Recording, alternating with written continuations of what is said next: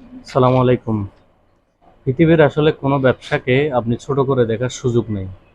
যে কোনো কর্ম বলেন, যে চাকরি বলেন বা ব্যবসা বলেন, অনেকেই আসলে এগুলোকে পার্থক্য করে ফেলে।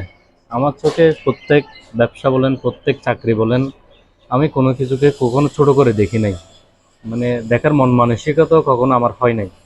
অনেকেই কর্মকে ছোট করে, একজন রিক্সা চালায়, একজন ভ্যান চালায়, একজন দিন মজুরি করে, বা একজন অ্যাডভোকেট, ডাক্তার, ব্যাংকে চাকরি করে, ইঞ্জিনিয়ার, বিভিন্ন পেশায় থাকতে পারে।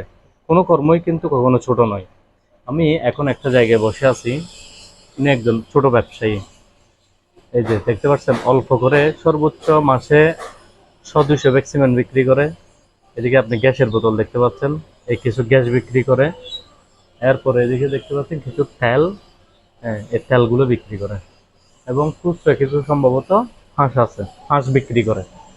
সার, বিভিন্ন যে আমরা কৃষি জমিতে সার প্রয়োগ করি, এই সারগুলো মানে সবগুলো কিন্তু অল্প অল্প বিজনেস।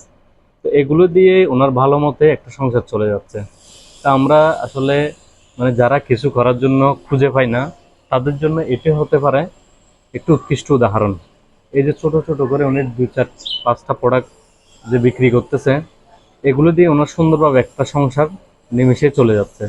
যারা বেকার আছে, যারা কর্মসংস্থান খুঁজে পায় না, মানে অল্প পুঁজিতে ব্যবসা খুঁজে পায় না, তাদের জন্য এই ধারণাটা হতে পারে কিন্তু সবচেয়ে উৎকৃষ্ট। আপনি এই দেখছেন ওনার গোডাউনটা দেখেন, একদম অল্প, খুব বেশি মানে বড় সড়ো না, একদম অল্প। এর মধ্যে কিন্তু উনি ব্যবসাটা সেট আপ করেছে। তো চাইলে এই ব্যবসাগুলো নিমিশে যে কেউ অল্প পুঁজিতে করতে পারেন। সালাম আলাইকুম।